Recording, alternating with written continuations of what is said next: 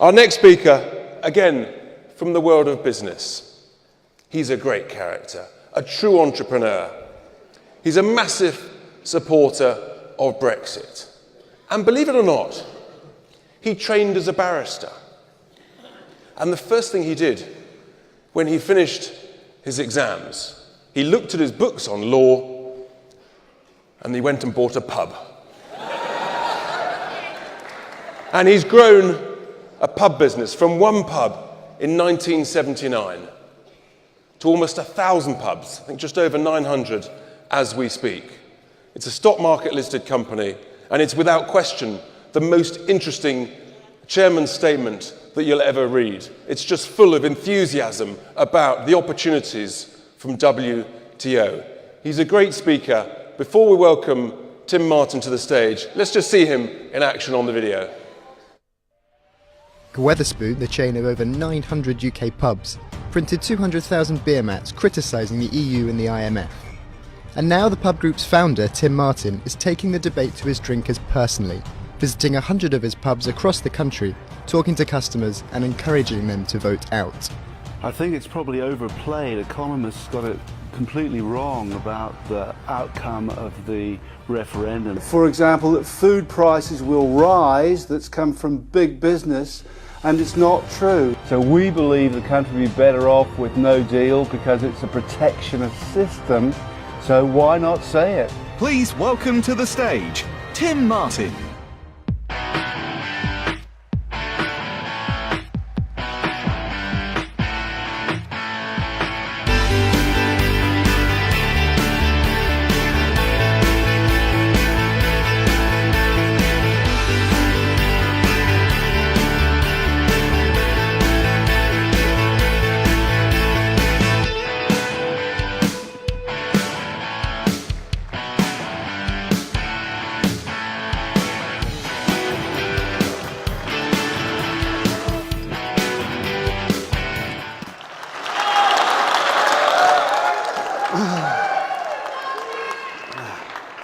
Thank you very much indeed, everyone. Deeply appreciate it.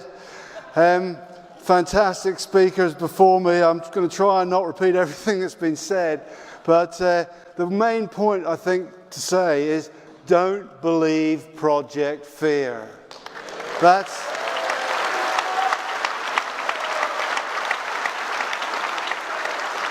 how pathetic to rely so much on actually frightening people to try and win your case, especially when you've already lost the referendum, which also tried to rely on Project Fear. As Ian said, the planes won't fly. We've got the runways, we've got the planes, we've got the money. They don't need to land in Spain. We like the Spanish, but we're quite happy if they go to Florida. We might even... There's plenty of places to go, but of course we now find the planes will fly after all, because of course if they don't fly, who will be worse off? It'll be the tourist resorts that we like to go to, and the poor people who are also victims of the Brussels regime in Europe. We heard the banks were all going to leave. The number of times that those of us who supported Brexit had to argue till we were blue in the face before the referendum that the banks wouldn't leave. And there's now more people employed in the City of London today than there were before the referendum.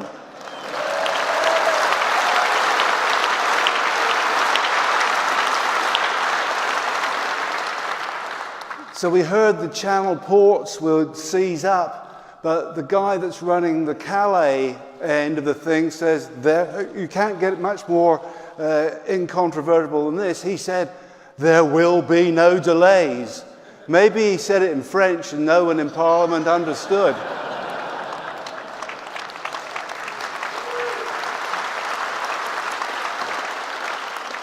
But our guy in Dover has said something very, very similar. And we did a little experiment, which I've told some of you here about before, but I'll just quickly tell you. We've got nothing against the French. We've got nothing against French companies. We feel sorry for them in a way. But we decided sacrilegiously to say we're going to swap from French brandy and French champagne to sparkling wine from England, which sells very, very well.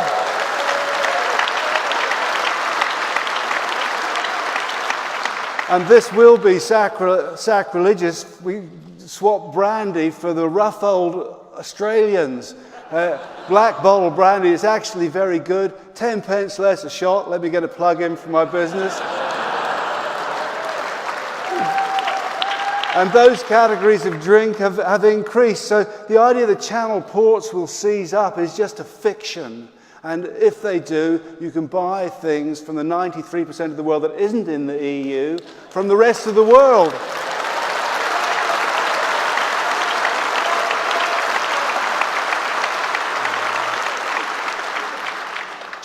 Just very briefly, many of us here were against the euro. It's a crazy, crazy idea foisted on the unfortunate eurozone countries. Every other currency in the world is backed by a government to raise taxes, distribute the money. They don't have it.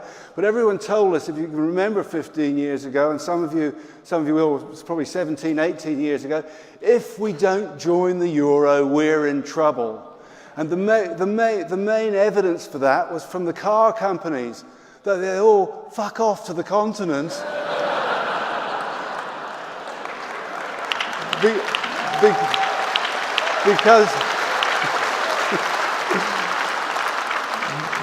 Because they'd be exposed to currency risk. Well, it hasn't happened. Our car company's done very well. And in spite of what people said, our economy has grown much faster than the Eurozone. So it's a crazy project fear back then. But remember, I'm just going to repeat these points because I've said them before. No deal means we save 39 billion. Point one.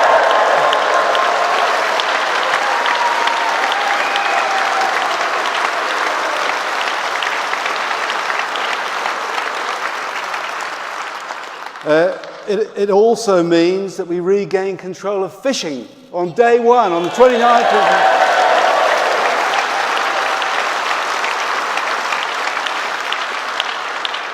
We can eliminate tariffs on lots of things we don't even produce in this country. Bananas, oranges, Aussie wine, and many other things, children's clothes. They're not just on a few items, it's on 12,000 items. The taxes, the tariffs are collected in this country and they're sent to the EU. It's not free trade, you know. It doesn't give a good vibe to, if you're encouraging other companies to come and invest in the UK, which is what we want, that there's this complex tariff system. Much better, get rid.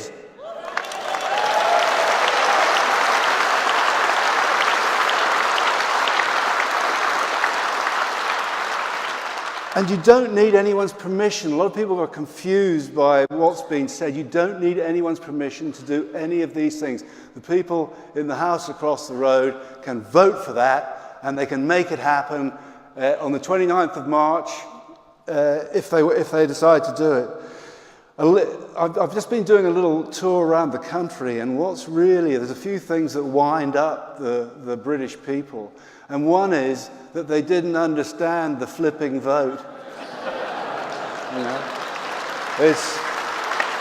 If you want to really, really annoy people, try going into a pub in Sunderland and saying, "Is it true? Is it true you didn't understand?"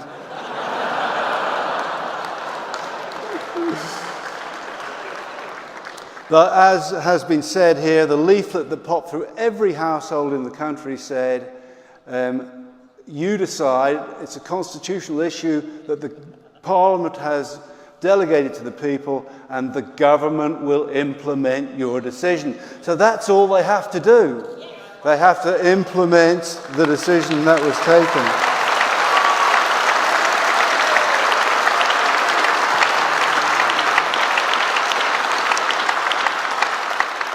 So I think the CBI that wanted to join that's the Employers Federation, the CBI, they wanted to join the disastrous exchange rate mechanism, the predecessor of the euro.